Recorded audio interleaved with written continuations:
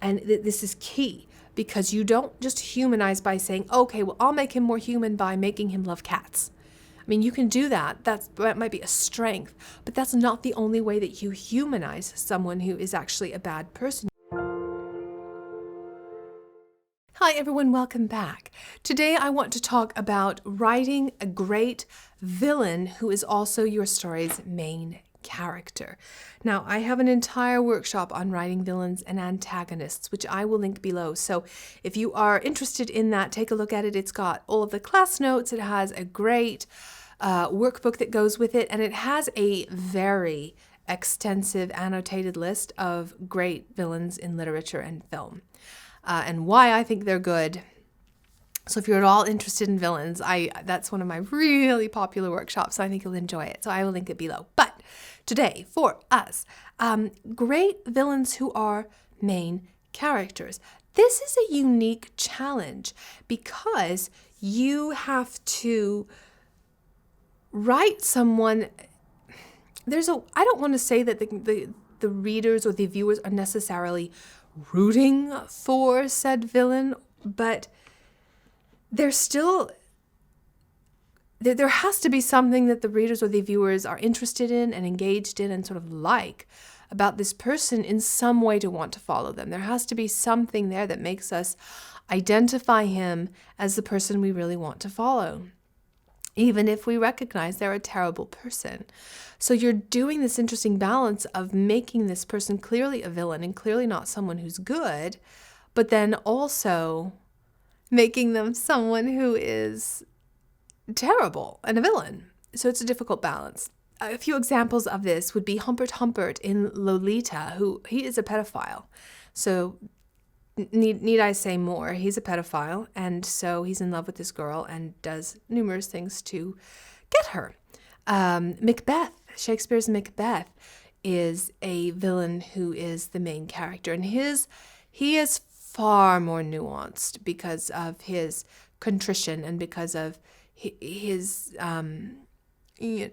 in many ways he hates what he's doing. So he is a very much more nuanced villain.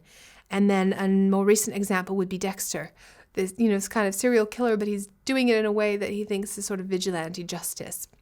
So those are 3 examples.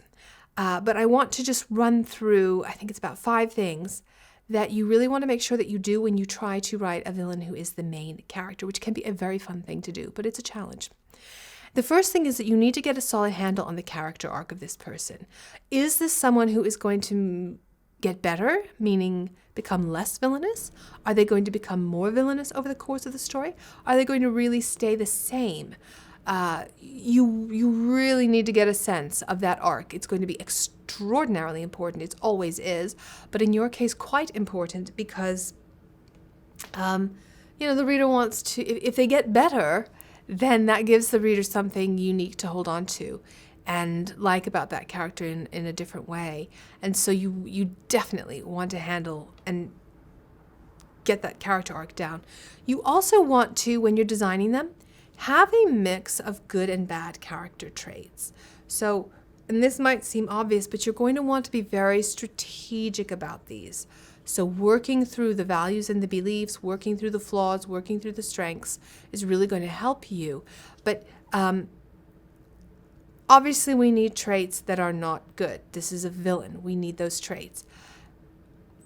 But you need to have likable traits in the character, even if I don't like the character, and even if I can recognize that the character is not a good person.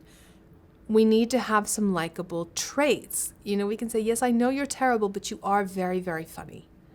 There just have to be little things about him that I like.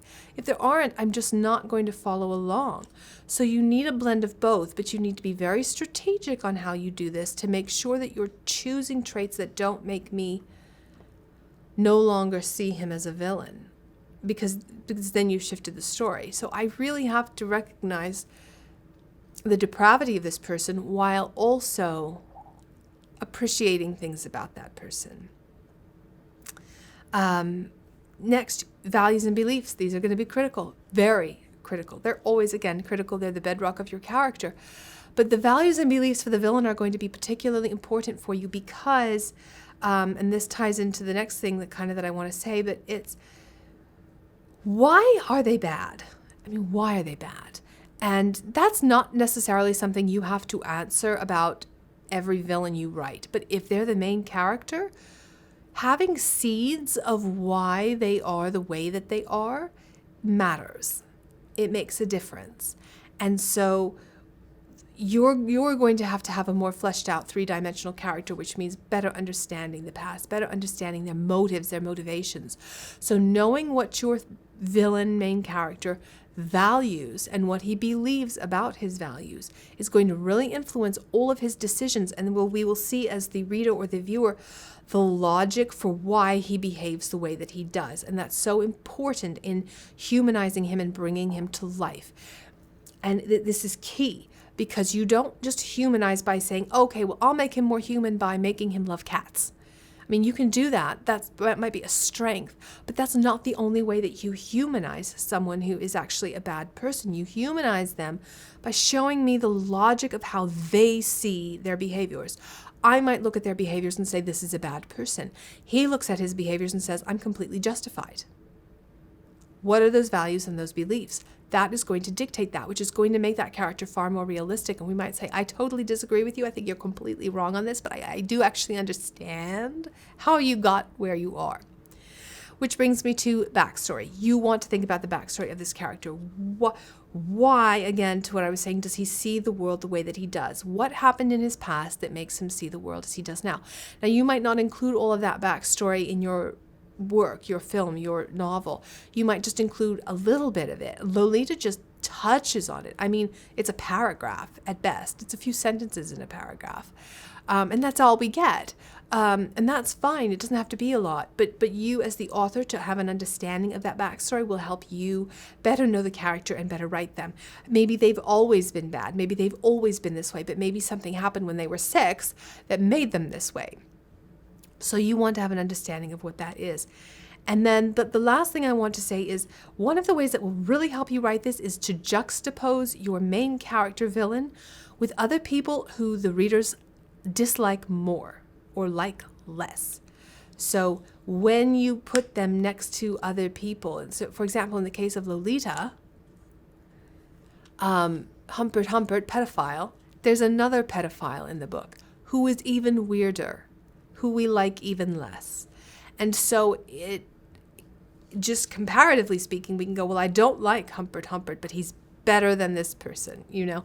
So putting those juxtapositions in is really going to help. If you want a much more in-depth way to do that, take the character relationships workshop, because that's going to help you really bring your main character to life via character relationships, which is going to be important for you as you write your villains who are your main characters. That's going to be something you leverage quite a bit.